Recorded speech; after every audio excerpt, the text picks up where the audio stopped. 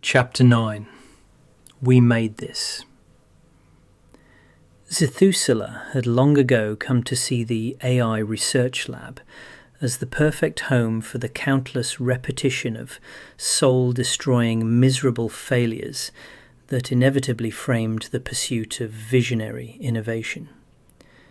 This project, however, was always destined to travel the expressway to greatness, even if his so-called colleagues still didn't know it yet. In a way, it almost felt like cheating. Not that he was in any particular danger of losing sleep over it. Yet, although he had no doubts as to their eventual success, this had been a brutally challenging journey, several years in the making. It was more than just a little bit difficult then, not to feel the excitement and anticipation inherent in the moment. He could hardly begin to imagine what it must feel like for the rest of the team, though no doubt their enthusiasm would be heavily tempered with entirely justifiable skepticism, perhaps even extending all the way out to naked suspicion. Zethusela viewed the vacuum-sealed construction chamber from the relative comfort of his holographic terminal, while watching a tiny multi-limbed bot delicately crawl its way across the chamber's floor. Climbing skillfully up an intricate complex of scaffolding and ladders permeating the open space of the theatre, it made its way methodically across the complex framework until within a few centimetres of one of 11 small, milky grey sacks held in place by the invisible hands of a magnetic field. Having positioned itself directly below the spherical sack, a circular hatch irised open at the top of the small mechanical bot, and a tiny golden chip floated into view. A brief electromagnetic pulse sent the chip into the grasp of one of its finely clawed hands, while another of its multi-jointed limbs extended out towards the MQB, its tip lighting up with a soft blue glow.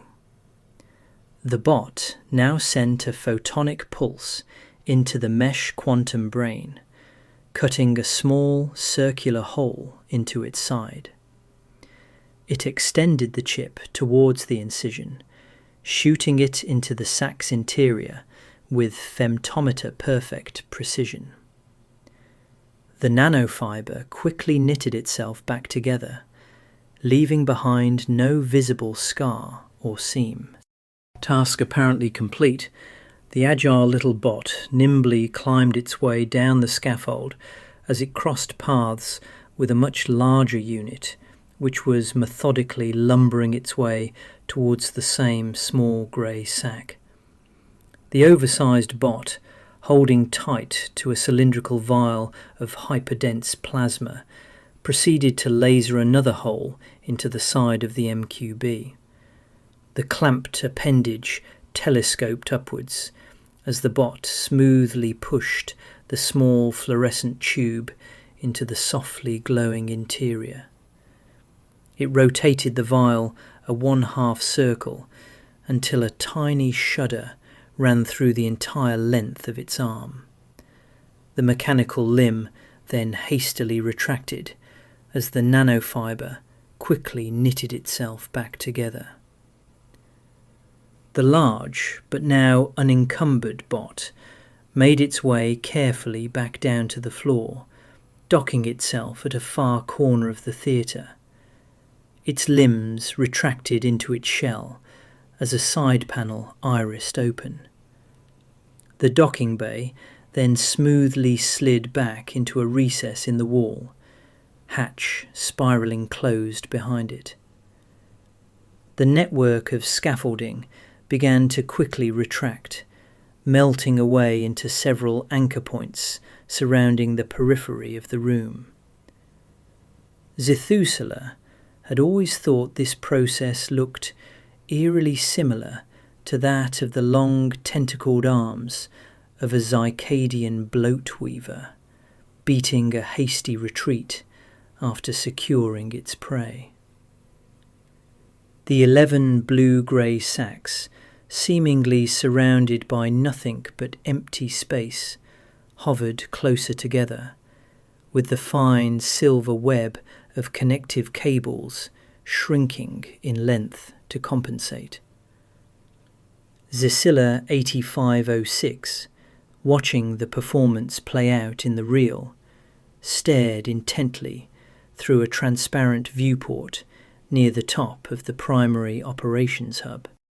All right, Zithusula, the triple P neural chip and internal power cell have both been successfully installed, providing secondary confirmation now. The Ximmateri technologist double-tapped a small translucent glyph on her holographic HUD before turning an almost accusatory glare upon the scientist. Well, to my considerable surprise, it would seem that you are free to initiate the post-implementation verification procedures at your nearest convenience. Under the circumstances then, I wonder if it might not be excessively melodramatic of me to declare that your day of reckoning has now officially arrived. Our day of reckoning, Zithusula retorted flatly. And yes, your penchant for melodrama has been duly noted. The scientist now did his level best to simply ignore her caustic gaze, while keeping his gaze firmly fixed on the data feed in front of him. Even so, he could not help but wonder why she had felt it so necessary to inform him of what was already so blazingly obvious on the primary operations console. Well, are you going to initiate the validation protocols or not? I'm still thinking. Zithusula replied testily. The humiliating truth of the matter was, he just didn't want to do it while she was still looking. But the problem was, she knew he didn't want to do it while she was still looking, which was, of course, precisely why she was still looking. The Xihari scientist reluctantly reached a shaky hand out to the initiation glyph hovering in front of him, which, sensing the unsteadiness of his hand, automatically doubled in size. He could almost feel her disapproving gaze burning holes into his carapace as he at last managed to initiate the verification process. Screw that sanctimonious bitch, the scientist thought to himself bitterly as he reached into a small leg pouch and pulled out a nondescript bottle full of pills. Seriously, Zithusula, you really need to get off that stuff, for your sake, as much as for everyone else. And you really need to get off my back for your sake every bit as much as mine. The Xihari scientist responded reflexively. Zithusula belligerently slugged back a pill and almost immediately started to feel better. You didn't get those from Dr. Xicadian, did you? Xicilla asked accusingly. They are not black market, if that's what you are trying to imply. She was right, of course. But Dr. Xicadian was not exactly the only game in town, and he was Xihari after all. Well, I just hope you know what you're doing. But don't worry, I'm not about to stage an intervention. Regardless of what you may think of my concerns for your health, you are still a Xihari, and rightly or wrongly have the inalienable right to ruin your life without any interference from me. That was true enough, Zithusula admitted to himself somewhat begrudgingly. For all her nagging, she had never chosen to escalate his drug use to Queen Zitalia. No, whether he cared to admit to it or not, when it came right down to it, the Ximmateri technologist had more than earned his reluctant gratitude for her understated ability to remember her station. And she had, after all, effectively been forced to spend the last 5 years of her life working towards a goal that by his own act of deceit could not possibly make sense. Rather sadly then, the deception that lay at the heart of the MQB's neural encoding, while born of necessity, did not exactly make him feel good about himself. No, despite their unavoidable friction, Zithusela had always respected the Zimitiri technologist for her brilliant commitment to the AI program. It was more than just a little bit unfortunate then. It was only the fact she was very much Zitalia's creature, which made them natural-born adversaries. The reality was that given Zitalia's willingness to break with tradition by allowing a Zimitiri technologist to climb the ranks of the nest's intelligentsia without prejudice, Zisila's misplaced loyalty was entirely understandable, and perhaps, ultimately, even inevitable. Xicila might be incapable of seeing it, but the ugly truth of the matter was, all Zitalia could really be credited with was her equal opportunity policy for exploiting any asset from her own nest, irrespective of status or rank.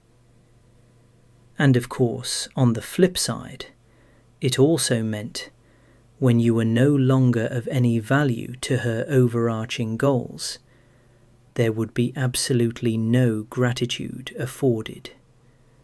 No more than if you were a lifeless mechanical tool that had finally outlived its usefulness. Trust Queen Zitalia to turn her one solitary redeeming feature into something ugly and self-serving. Not that he had ever wasted his time trying to make Xicila see the truth of it.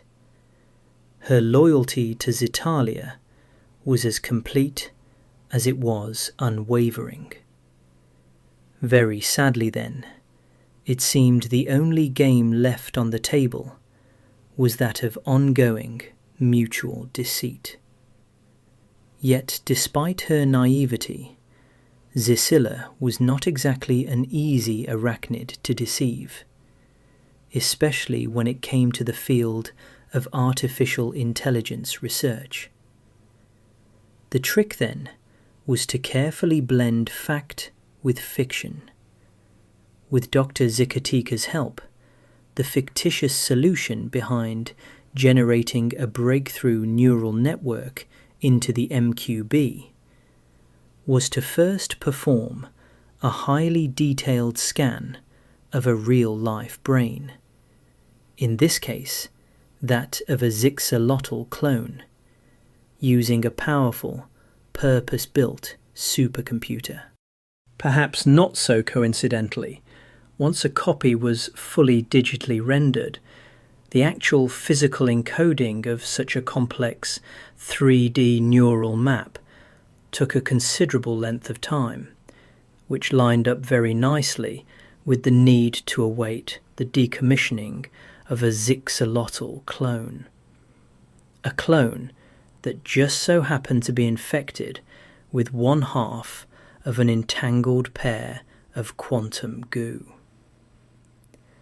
The fiction sold to Xicila was once they had successfully managed to build a complete digital map of a Xicadian brain, it could then be physically rendered into the MQB using a ultra-high precision X-ray laser.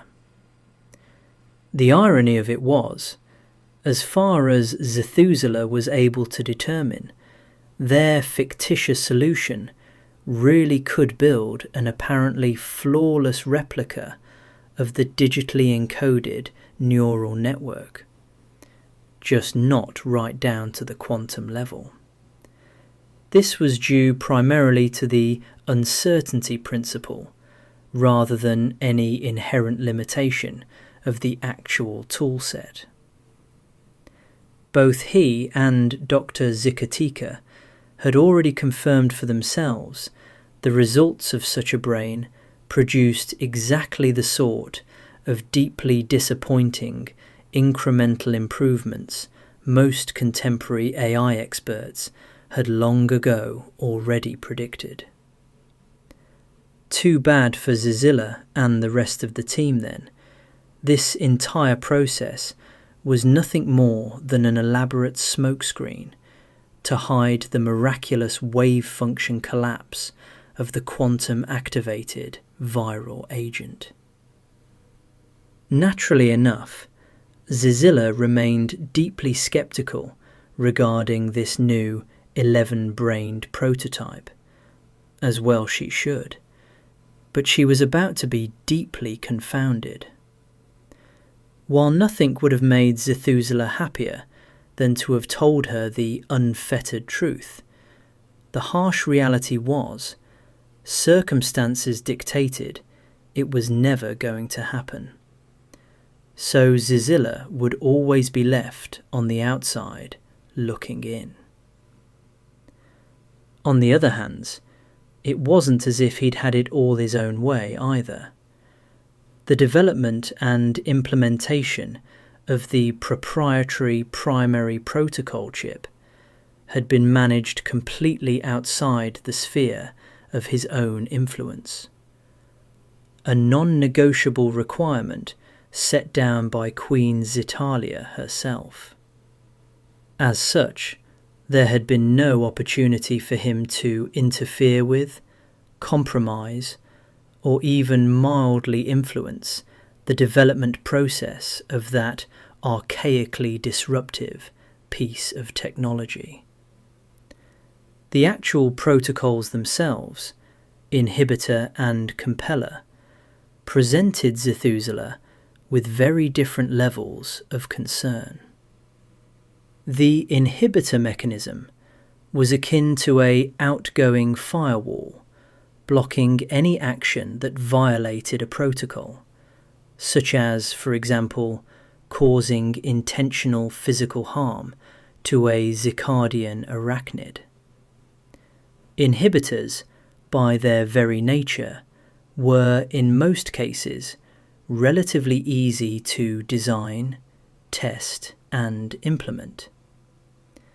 In stark contrast, the compeller protocols initiated involuntary autonomic behavior under very specific but sometimes deceptively complex and abstract circumstances, such as, for example, the wildly unpredictable conditions that might be relevant to saving a Xicadian arachnid from imminent risk of serious injury or death. The simple fact of the matter was, compellers were more often than not diabolically difficult to get right. Their design and fine-tuning required an exhaustive amount of field testing before they could reliably perform their intended duties without any unforeseen consequences occasionally slipping through. A real-world cautionary tale often taught to postdoctoral AI graduates involved a third-generation Zybot that found itself compelled to save a nuclear power plant technician from fatal radiation exposure. As it turned out, the technician was duly saved, but only at the cost of preventing him from shutting the plant down before it went supercritical, resulting in the instant loss of over 1,000 Xicadian lives. A trivial amount, granted, but it still served to highlight the point. It was therefore the compeller category that worried Zethusela the most. If, by chance, Xitalia had indeed been reckless enough to instruct Zicilla to cook up some custom, off-the-books compeller protocols, then the risk was very real they could cause some completely unintended results. The last thing he needed right now was for this project to be shut down by the AI Safety and Ethics Bureau because of Xitalia's uncompromising compulsion to have everything her own way. No, try as he might, he simply could not shake a sneaking suspicion that despite the fact that the chip's implementation was fully reviewed and audited by an independent representative from the Bureau, Xicilla, under Xitalia's invidious instruction, had still somehow managed to successfully corrupt its operational integrity. The problem was, this was exactly the sort of reckless stunt he would expect the Queen to try and pull off, and yet was helpless to intervene in. Well, at least Xicilla was more than experienced enough to be all too aware of the dangers a poorly designed and tested Compeller protocol might pose, if, perish the thought, Xitalia had decided to push and bully her into breaking the law. The Xihari scientist discreetly popped another pill, and then tried his level best to steady his nerves. The new Xicadian series 511-brained Xybot, or XAI 511 for short, was now on the very cusp of completion. There was little point in endlessly worrying about every potential problem before they had even arisen. No, there was little else he could do now except simply deal with each issue if and when they came up. Still, preparing for the worst while you continued to hope for the best was exactly the kind of wise counsel he had received in abundance from Dr. Xicadian, and which had undoubtedly played a very large part in getting him this far. Xithucilla peered intensely into the master console. 11 holographic brains hovered in front of him, all of which now glowed a comforting shade of green. A complex lattice of ethereal silver strands connected the MQBs together, allowing for an unrestricted flow of data and power between them. Taking a final deep breath, he tentatively double-tapped the unit that had just been augmented with both the triple P chip and superconducting power cell.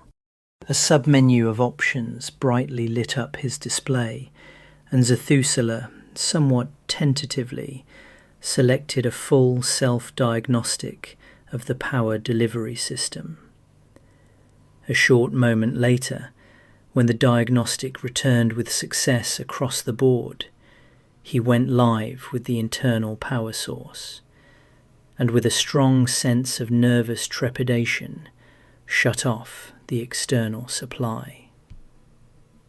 Just like that, the Xybot's mind was now running fully independently via its own dedicated power source. With its newly installed rechargeable superconducting battery, it could, theoretically, continue to operate indefinitely, perhaps even forever, Xithucilla thought hyperbolically to himself. Well, maybe not forever, but really, after a guaranteed million years plus, who would be left to count? The scientist was momentarily overcome with a wave of impotent frustration. There was just so much about this moment he could not share with the rest of the team. In a very real sense, this was a legitimate resurrection of Xeon, since all Xixolotl clones were sampled from the same genetic zygote. Simply put, this particular arachnid had been bioengineered to be as close to genetically perfect as it was possible for any Xicadian arachnid to be. In other words, you really couldn't improve on perfection, so why even bother trying? It was just a plain fact. Organs harvested from Xixolotl clones were guaranteed to be uniformly perfect, and while under normal circumstances the brain itself was essentially irrelevant, it was of rather crucial importance if you just happened to be in the clandestine business of Carver brain cloning. 11 of them, to be exact. 11 genetically identical brains, all working together in harmony as a single unified consciousness. 2 more, Zethusela noted to himself wryly, than the maximum known limit of 9, as witnessed in even the rarest breed of Zyhari, apparently because it was what Zetalia's ego had demanded.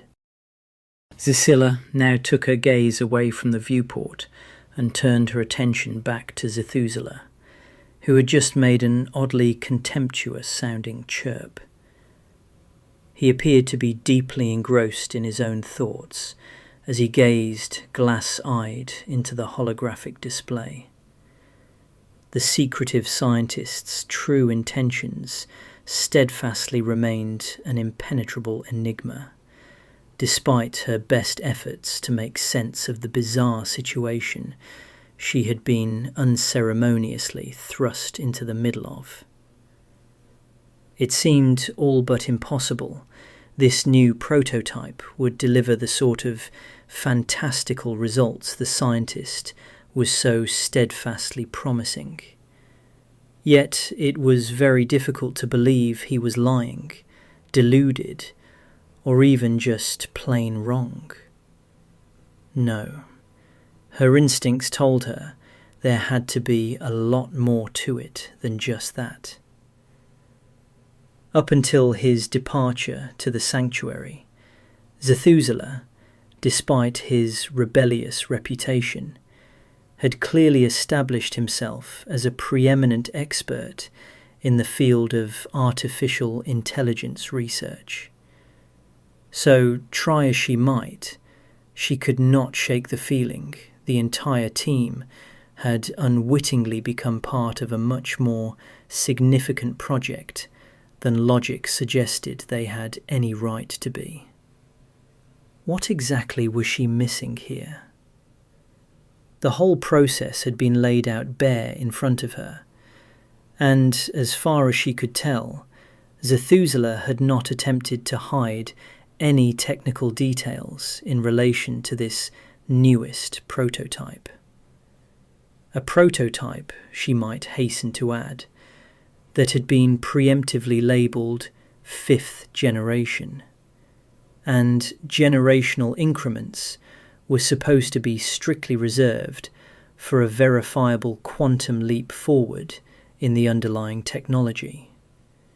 Yet nothing she had so far seen suggested they were witnessing anything more than the birth of a higher capacity, faster performing version of the current state-of-the-art 4th generation Zybot they already had in abundance.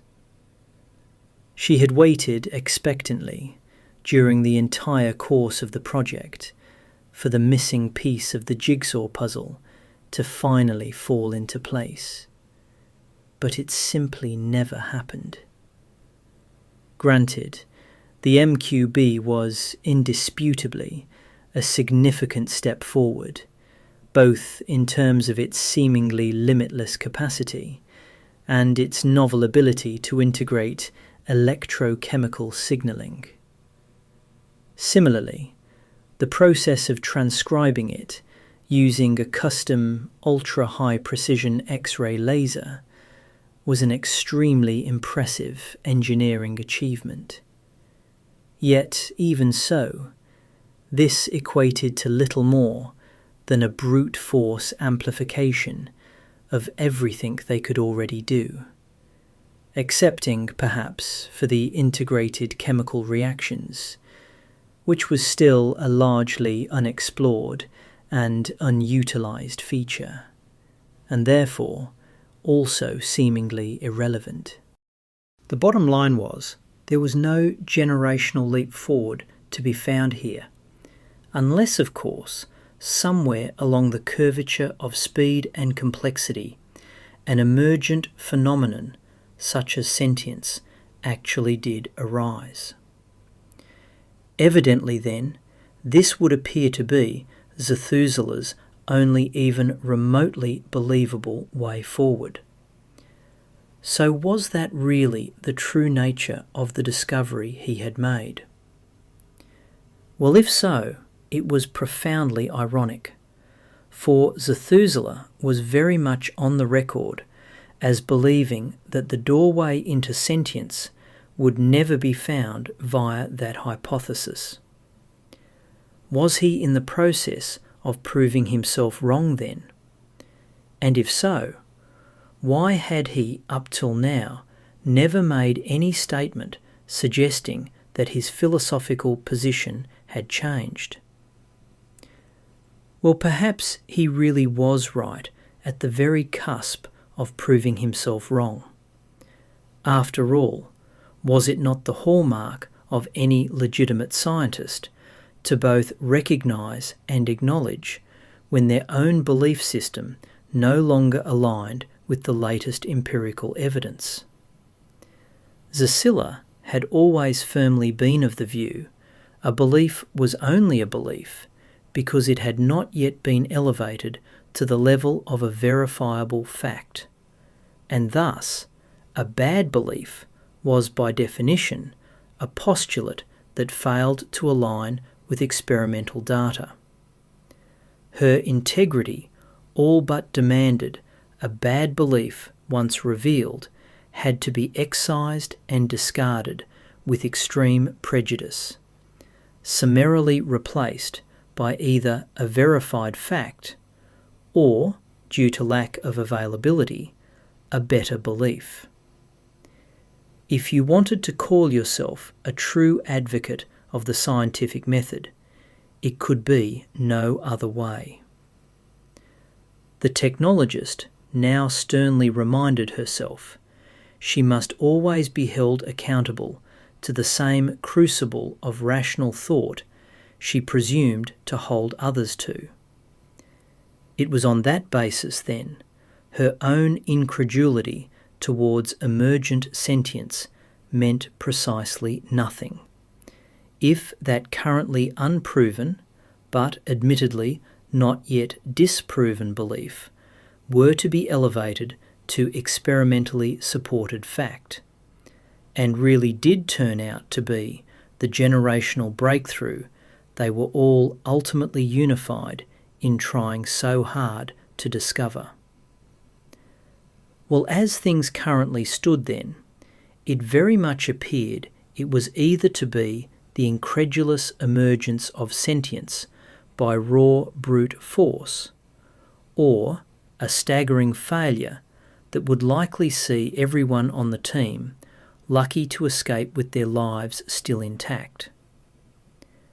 To her considerable dismay, her stream of consciousness was rudely interrupted as Ziat 3031 and ill-tempered and beady-eyed Zimitiri scuttle hurriedly into the operations hub. The AI Safety and Ethics Bureau operative was a small, spindly-limbed arachnid based on Xicadian, where the head office for that particular department had resided for the last 3 millennia. Still, she could at least take some minor consolation in the fact he would no doubt be suffering very badly from the significantly higher gravitational field of Xicadian.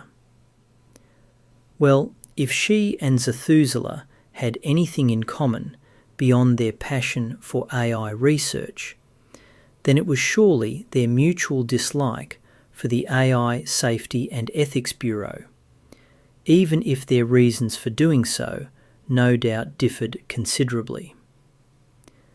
The S&E operative scuttled his way directly over to Zethusela after giving Xicilla a lecherous glance. So it's actually true then. Your little ragtag team of degenerates are finally ready to press the play button.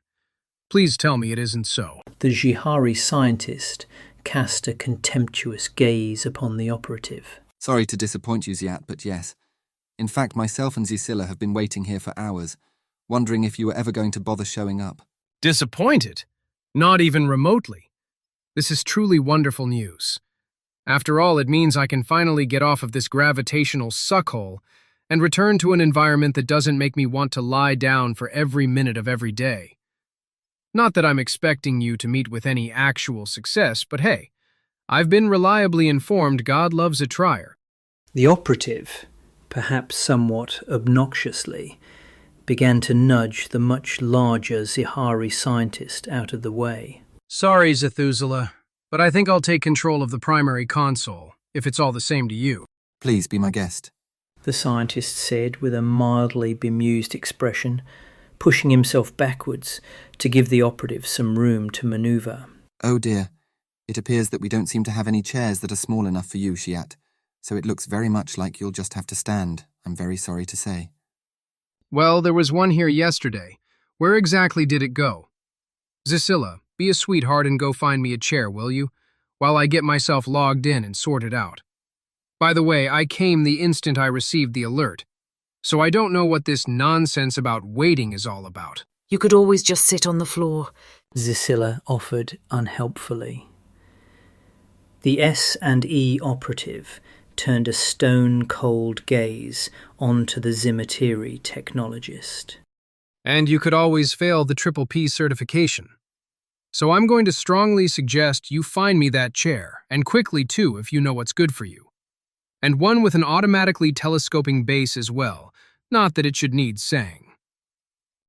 Xicilla slapped herself in the face, performatively.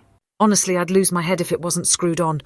She then quickly made her way towards a nearby closet and wheeled out an almost comically diminutive chair.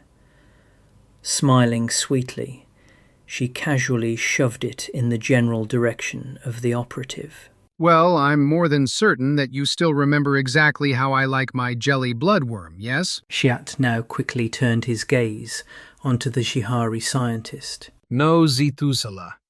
Xicilla has got this well in hand, haven't you, Xicilla? After all, we both know she's so much more than just a pretty face.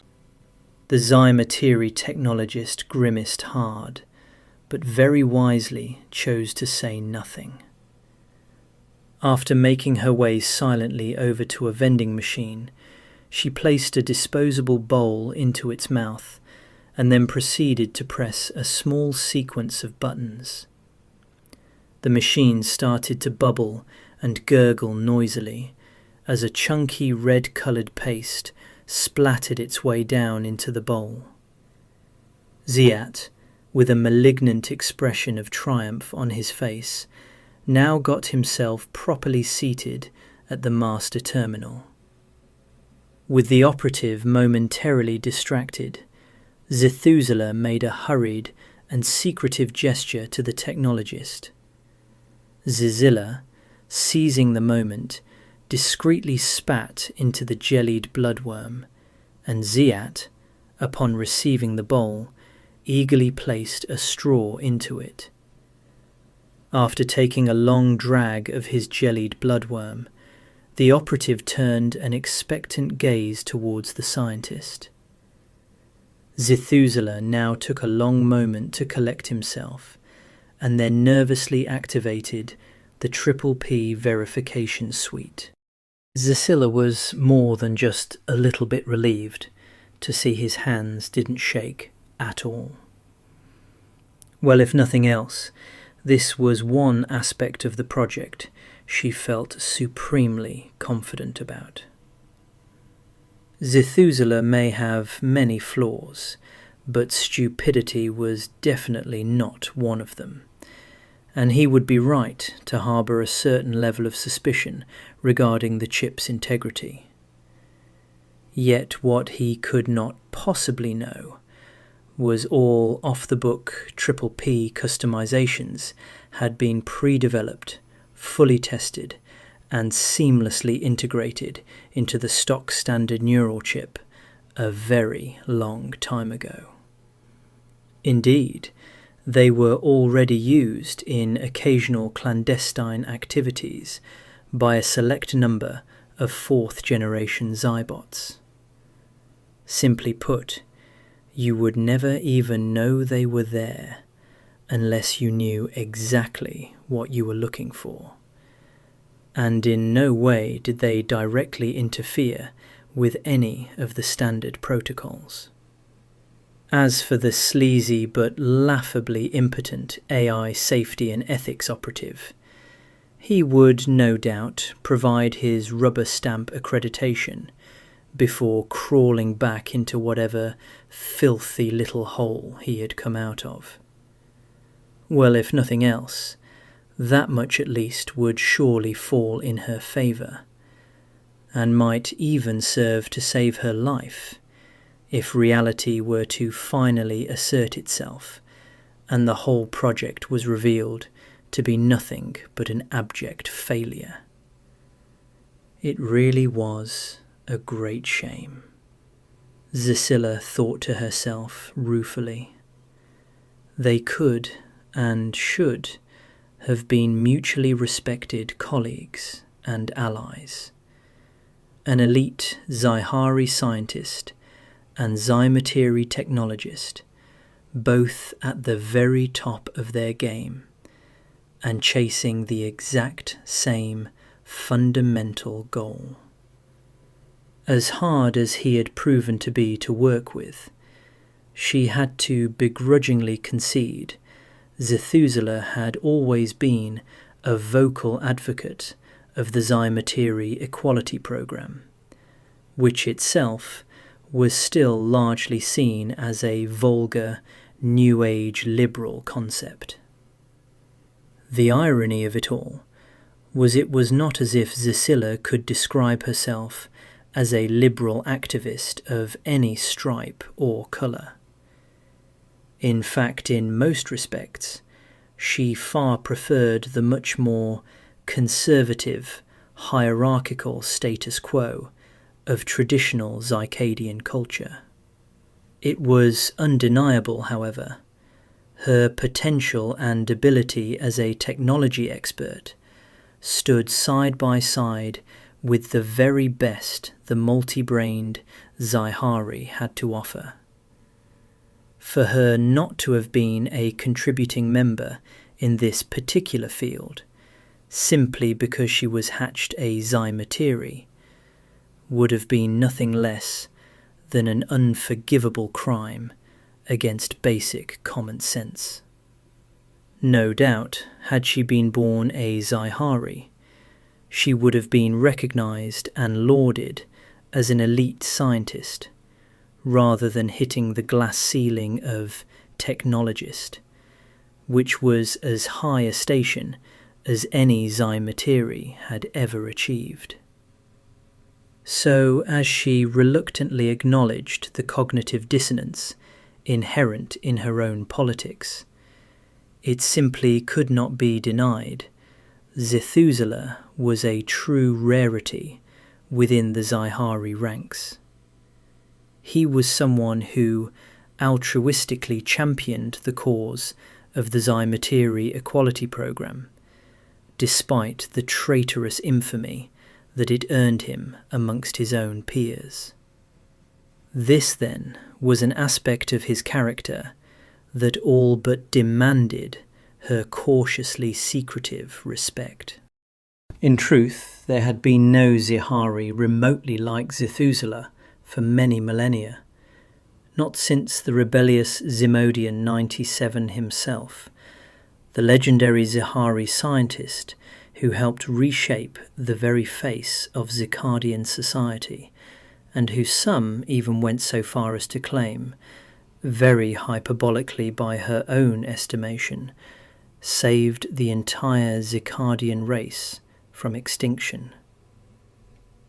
Zethusela's sleep-deprived, bloodshot eyes now lifted from his workstation to meet with those of the technologists, a distinct look of destiny written all over his face. I suppose, then, that I should offer my congratulations. Xiat's voice held an unmistakable edge of disappointment. Well, everything seems to be in order here, so I'll leave you both in peace. Good luck, by the way. I strongly suspect you are going to need it, based on your team's less than stellar track record. And do keep the chair handy, won't you, Xicilla? You just never know when I might be called back again. Perish the thought. The operative made to leave, but then eyed the Zimatiri technologist with a look of undisguised lechery. Still, I have to admit that I'm genuinely going to miss the view. Unfortunately for me, they just don't make them like that back home. Xiat was already showing himself at the door, but both the scientist and technologist were now completely ignoring him. I honestly thought that this day would never come. Zethusela said, almost hypnotically, sounding both drained and invigorated in equal amounts. But here we find ourselves at long last. So how about we give our protégé a body it can be proud of, before we teach these beautiful brains how to think?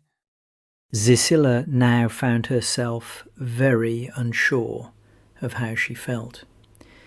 A sense of overpowering rational skepticism was somehow still not quite able to completely overcome a stubbornly persistent feeling of hopeful excitement. Was she on the eve of being part of something special? Or was this dream she had never really bought into in the first place all about to come to an abrupt and farcical end? All right, Zethusela, I have to admit that to my considerable surprise, we at long last actually appear to agree on something. It would very much seem, then, that it is indeed finally time to bring an end to the endless speculation about whether or not this fantastical project of yours has been nothing but a giant waste of everyone's time. The scientist just smiled back benignly. All right, Xicilla. I'm about to make you a true believer. However, in the interim, I'm more than happy to accept your apologies right now, assuming you are at long last willing to concede to the wisdom of your own humility. Zicilla's mandibles twitched in perplexed consternation. Yes, well, expect no apologies from me either before or after, unless you are seriously proposing that I abandon the scientific method in favour of mystical thinking. It should come as no particular surprise to you, Zethusela, that I remain deeply sceptical as to the eventual outcome of this new prototype, and really can't see it producing anything more than a hypercharged version of what we already have. But of course nothing would make me happier than to be proven wrong, so go ahead and initiate the construction, so I can finally get to learn what you are really made of. Zethusela just smiled benignly. Given your, shall we say, well-founded skepticism, I think you more than deserve the honour of triggering the final build. I know it cannot exactly have been easy to have held such serious doubts in relationship to the veracity of the project, and yet continue to give nothing less than your absolute best. No, seriously. If anyone deserves to initiate the physical construction, then surely it's you. Xicilla eyed the scientist suspiciously. Trust me, Zethusela, whatever game you're playing at here, I'm going to figure it out eventually. The scientist looked mildly uncomfortable in the face of Xizilla's accusatory gaze. Yes, well, I must sadly acknowledge that the two of us working together may at times have caused some considerable amount of stress. But speaking strictly for myself, it has been nothing less than a tremendous honour to have you by my side during what I sincerely believe will come to be known as a pivotal moment in our species' history. And after all, there is surely no one else more talented in the field of AI research than you, Xicilla. Maybe not even me. The technologist continued to eye Zethusela very suspiciously. To say that she remained extremely sceptical of his sincerity would have been an understatement of epic proportions. However, there was no discernible hint of disingenuous sarcasm in either his voice or demeanour, making his comment very hard to unpack. But, liberal or not, his insufferable Xihari air of inherent intellectual superiority was still very much in evidence. Considerable stress for who exactly? Xicilla quipped harshly, but by the expression on her face, Zithusila could see the comment was spoken mostly in jest, and invited no further conflict between them. With an infuriating lack of urgency, the Zimitiri technologist made her way casually over to the primary console, and then, unhurriedly, swiped her way through a cluster of menus. Pausing for a short moment, finger poised above the holographic display, she quickly double-tapped the activation glyph, just as the Xihari scientist began to protest the delay. Secondary confirmation required, Intoned an emotionless, synthetic voice. Gisela looked aghast. That would be me, I presume. Shafuzala said innocently, trying his level best not to sound too happy with himself. I really should have known better, shouldn't I? The technologist grumbled melodramatically, perhaps feigning more indignation than she actually felt. Zithusila promptly scooted himself towards the primary console and excitedly double-tapped the confirmation glyph. He then quickly leapt from his seat as the two arachnids hurriedly scuttled their way over to the viewing port. With the scientist and technologist watching on in hushed anticipation, an army of small construction bots sprung out from hidden compartments within the walls of the theatre. Two large silver shells slid smoothly out of opposing cavities, silently drifting together as they completely enveloped the clustered quantum brains, along with its seemingly endless array of internal components.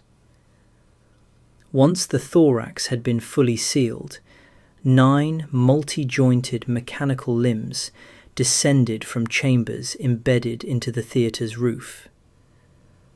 Guided by micromillimeter-thin suspension strands, they drifted down towards the shiny new silver body and the constructor bots waiting eagerly below.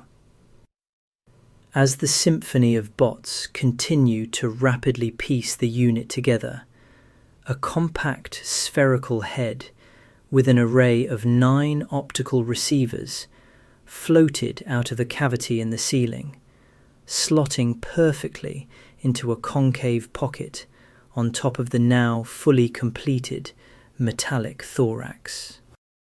Please don't mistake what you witness here today, Cecilia. This is history in the making. Despite his prophetic words, she would reserve her judgment until after the installation was fully complete, which was a process that would take several more days yet. Nonetheless, something about his manic demeanour served to both worry and excite her in equal amounts. As Xicilla continued to stare at the Xihari scientist with an almost morbid curiosity, she couldn't help but notice one of his empty eye sockets had started to weep. Why exactly hadn't he gotten that seen to by the good doctor? Zethusela, almost as if he had somehow managed to read her mind, wiped at his eye irritably, and then, to the technologist's considerable dismay, proceeded to pop another pill.